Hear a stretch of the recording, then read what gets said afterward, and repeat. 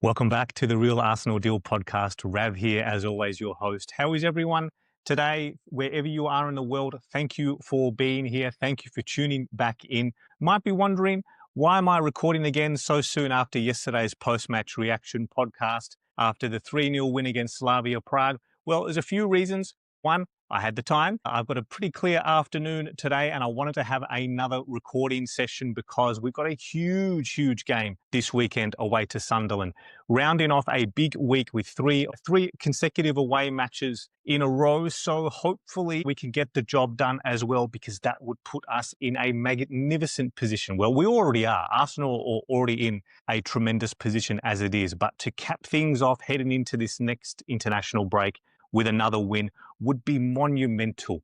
So the other reason I wanted to record is that yesterday I noticed that I missed too many things in recording so soon after the final whistle, and I guess it just speaks to the nature of how much football there is.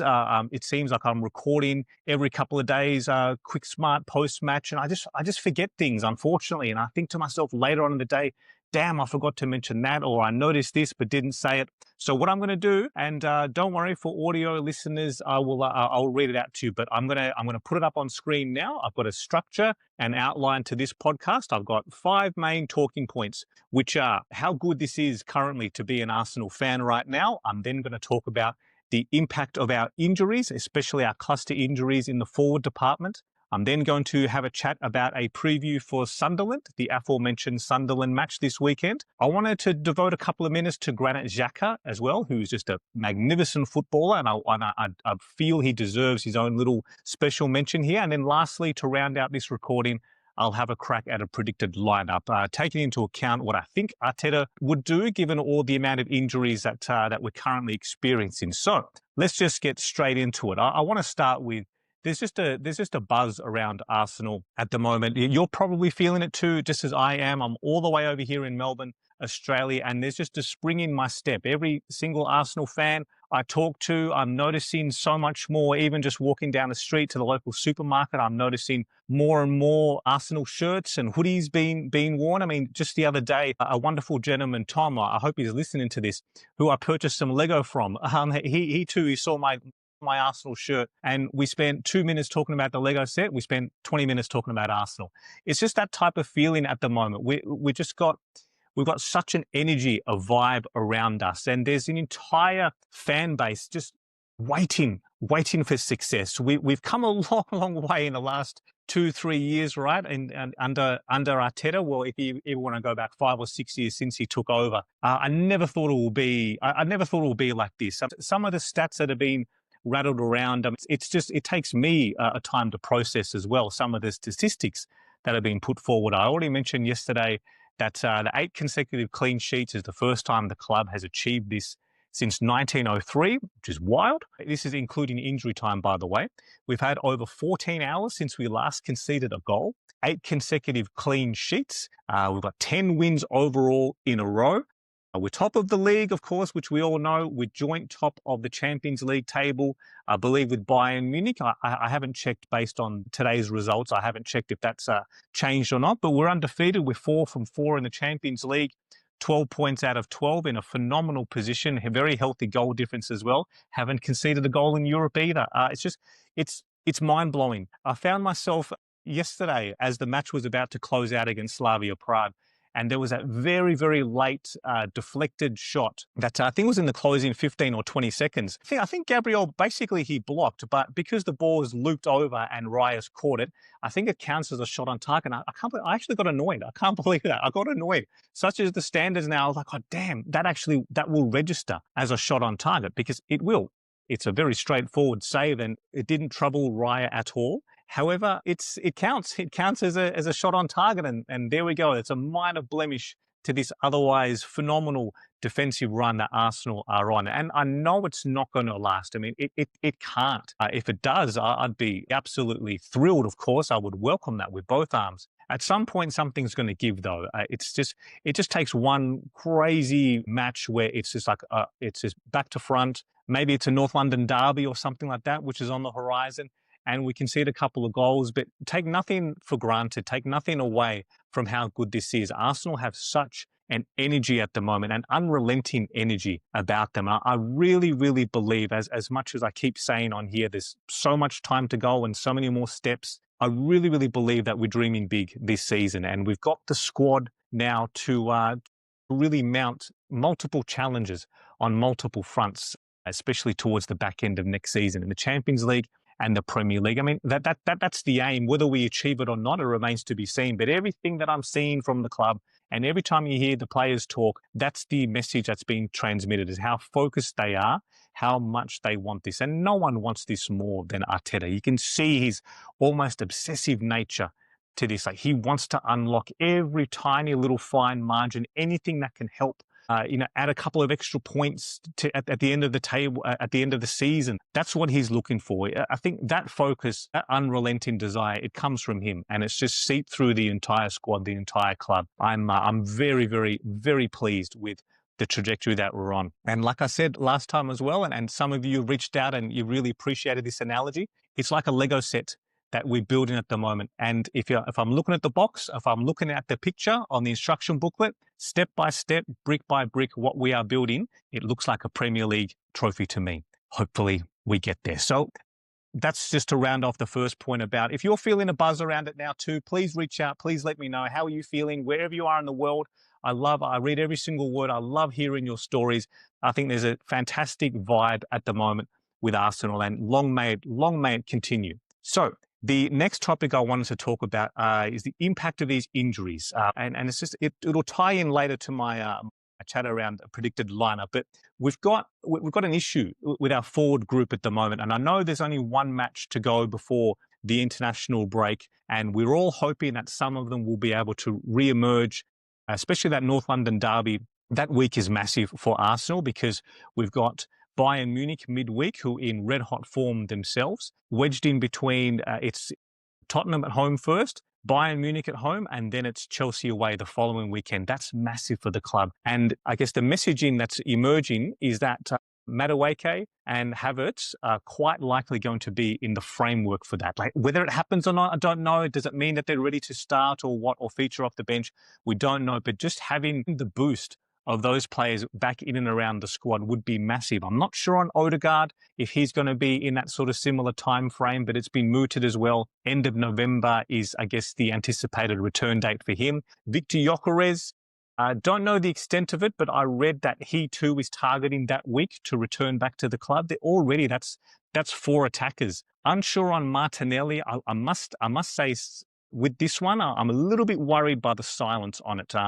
Maybe at the time of you listening to this or me publishing this, maybe something's come out around that. But the fact that there hasn't really been anything yet substantial that's come through from any reputable journalist or whatever, I'm a little bit worried about that one. So let's just wait and see. But overall, as a forward group, I mean, that's if I put these numbers together, it's Havertz, Odegaard, Jesus, Gyökeres, Madueke, Martinelli. That's 6 forwards, basically.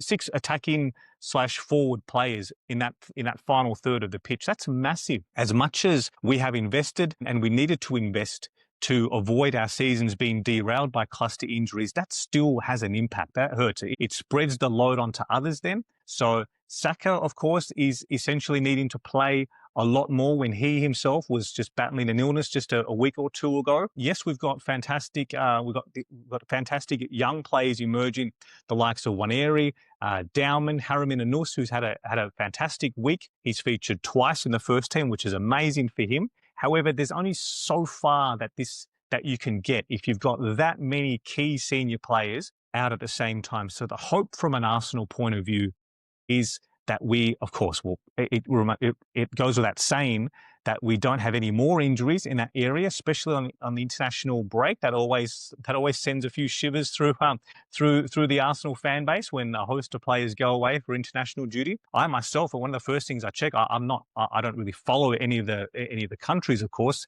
their results too closely. But one of the first things I check was, who played?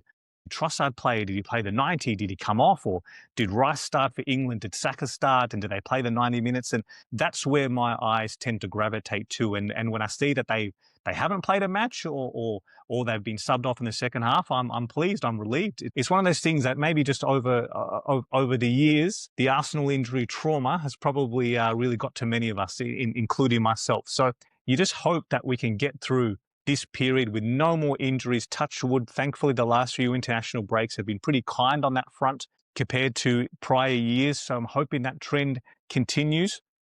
So we need some players back. Just going back to that bench against Slavia Prague, I wrote it down here. It really reminded me of the latter stages of last season when we had so many injuries out, and on the bench, especially against PSG when we were chasing that tie in Paris in the semi-final. Our bench, unfortunately, we just didn't have the game-changing options. It was pretty much reserve goalkeepers. We had a host of academy players to round out the numbers, and it was essentially filled with fullbacks, with defenders and fullbacks, and of course Jorginho at the time. And it's just that's not sustainable.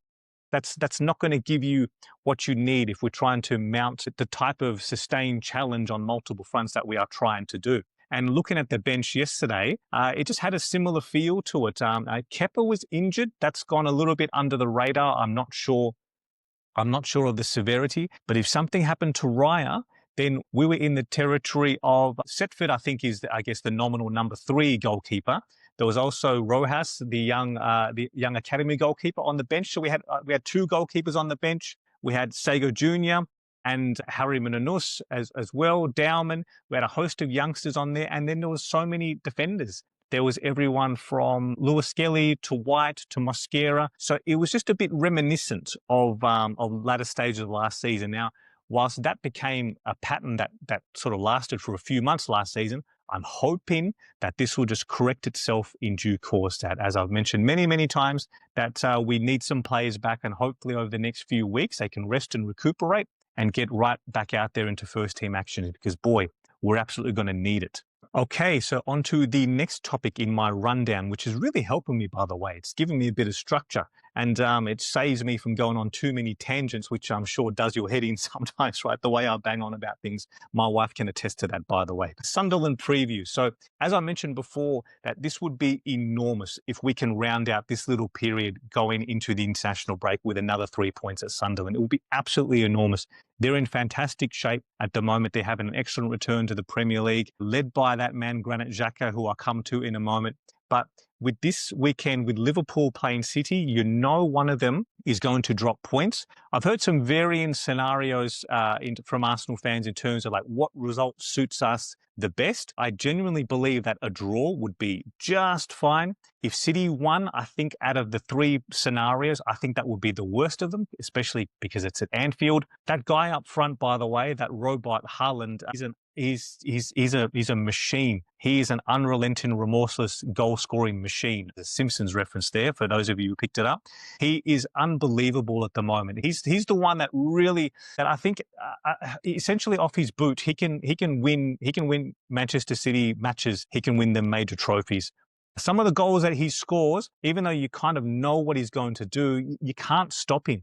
He's an absolute powerhouse. He's gone to another level this season. And he's the one that really sort of looms on the horizon. If he continues this form over the next few months, City are going to be right up there. So I don't rule out Liverpool either. Of course, at some point they're going to click. They're going to come together. They've had a much better week or so compared to the previous month. You can't take anything for granted. Our lead on them, that 6 or 7 points, that can be eaten up so quickly. Again, I think we've all experienced that before, that all it takes is one bad week and that completely can change the dynamics. And we've suffered them before in the league. A few seasons ago, right, if you just have a couple of draws, you drop points where you shouldn't have. When we're 2-0 ahead against West Ham, 2-0 ahead against Liverpool, that match against Southampton at home, unfortunately, the 3-3 draw at the Emirates. One bad week can be the difference, and 5 or 6 points can just vanish just like that. So we cannot take anything for granted. Must go to Sunderland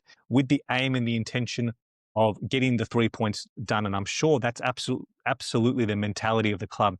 Given the injuries at the moment and given the circumstances, I will take any result. I will take any way that we score whatsoever. It doesn't bother me at all. I'm not a purist that it has to be open play, goal or whatever. I don't care if it's a set piece. I don't care if it falls off the back of the goalkeeper's head like it did against Martinez against Villa a few seasons ago. I will take anything. I will take 1-0 any day of the week. I think 3 points is the objective.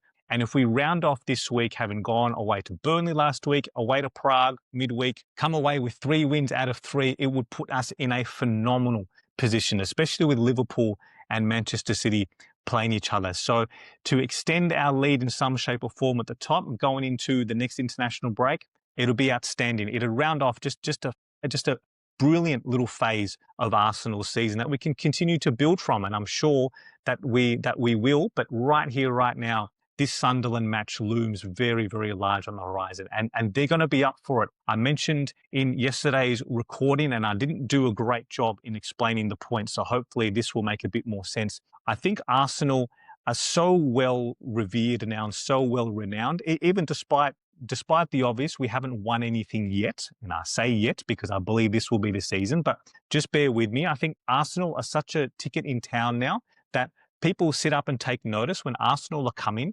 We have a prestige around us. If you just listen to the way opposition coaches, opposition players talk about Arsenal, talk about Arteta, they talk so respectfully. They talk in such glowing terms about Arsenal as our system, as a club, the way we play, our tactics, how cutting edge we are, the quality of players, the mentality, how we give them defensively nothing. You would see a common theme through the way many of them talk, especially opposition managers. So there's a lot of praise coming Arsenal's way, and I think quite rightly, of course, that all of a sudden when Arsenal come into town, people sit up and take notice. People want to come. The atmosphere is up for it. The crowd are up for it. The opposition players too. I mean, professional athletes, they want to go up. They want to go up against. They want to go head to head against the best, against elite teams and elite players. So they're all up for it. And we saw that as well in Prague that I mentioned yesterday. Like the atmosphere was fantastic. And really noticed that when Arsenal are going to away in European matches, Premier League matches, there's just such a buzz and energy around this match. And of course, you know, with that, of course, comes the rivalries as well. Everyone wants to knock Arsenal down a couple of pegs. They all want to derail our season and make a dent. And of course, that's all part of the football. That's all part of sports. Arsenal, at the moment, this is a huge match. That's where I'm going. I've got a few friends messaging me in WhatsApp groups who are not really into it, but they're aware of where Arsenal sit in the table and where Sunderland sit, and the Granit Xhaka narrative as well. So they're going to be tuning in. It's that type of draw card, and Arsenal just need to get used to this now. It's been probably a few decades since we had this kind of standing that we used to be able to command this much respect or this much attention and filling out stadiums across Europe and so on. So this is a very welcome change. I mean, I think it's refreshing. I think it's great for the club because we are an enormous club. We are huge globally. I say that and recording this all the way over in Melbourne, Australia, right? And there's an enormous Arsenal fan base here in Australia. And I'm sure the same applies everywhere in the world. Arsenal are massive. And we all want the same thing here. We all want us to get back and lift those major trophies. This is going to be a huge fixture. I'm really, really looking forward to it. I'll talk about Granit Xhaka now. I think I have nothing but respect for this man. I think he's a phenomenal footballer. I really do believe he's gone to another level since he left Arsenal, and I can't help but feel sometimes I just envisage that season, if he'd stayed, if we got one more season out of him as the left 8 in that position, Havertz up forward, you know, just what could have been. Would he have been the difference of those couple of points that we fell short on against Manchester City? I would. There's no way of proving this, of course, but I would say yes. I think he's that good. I think he's a tremendous leader. I know he has a checkered history with Arsenal, but looks that's been discussed ad nauseum. I'm not going to contribute to that. No one wants to go through all that again. I'm sure he's come so far since then. I think he's an absolute professional footballer. What he's producing at his age now back in the Premier League, keeping in mind that so many players at his age, right, that they opt to leave England for a reason. There's a very physical nature of Premier League football. It's very taxing on the body. You get to a certain age in your early mid-30s, it starts to have an impact on your recovery, your injuries, your pain management. There are different stages of their lives as well. They start to look They start to look ahead when they have children and want to make sure that they're still in good shape, good condition to be able to play with their kids and beyond that. So it's very rare that someone then comes back to England. He only went to Leverkusen, I think it was 2 years ago, right? And he won everything there. He's an invincible as well. I believe he started all of their league matches in their invincible league winning season in the Bundesliga. So he's also producing at national level as well for his country. So this is a guy who commands respect as well. He's a fantastic footballer. And the way he's been bossing games almost single-handedly, I don't really tune in too much else to non-Arsenal related football. But just over the last few weeks, when I have the opportunity to sit down and watch Sunderland matches or the mini matches or so on, I will. And I really, really enjoy what he's producing. And you see how well he's spoken about within Sunderland circles and within their fan base. I think he's a magnificent footballer. It's going to be hard, going up against him, and I'm sure our players are going to be up for it too. There's a combative nature to the way he plays. I'm sure we're not going to be shirking away from anything in that midfield battle. This leads me into my predicted lineup topic to round off this conversation as well. But I think the Xhaka factor, how much he has been able to, that's doing him a disservice. He's not able to dictate games. He bosses games on his own volition because he's that good. So given his presence in midfield, I can't see Arteta doing anything else but just going full guns blazing this one. Everyone available, full steam ahead. I know we've got a number of injuries and we've had a number of players basically playing every minute, but there's no real choice other than to look. Zubimendi's pretty straightforward in returning for this one. That's obvious. But I think Rice plays this one. I also think Merino, you have to find a way, given the way that this man just scores goals. He's got such a technical finish on him. You've probably heard me mention that many, many times on this channel. The man just finds goals. He just knows how to score. What I love is how clean his ball striking is. He just seems to be able to he knows where he's going to place the ball before the ball has come. And the way he strikes the ball is just beautiful, so crisp off his left foot. I really stood up and took notice that Leicester match early this season where the ball came in hot from Trossard on the left. It was quite a longer cross than what he produced yesterday against Slavia Prague.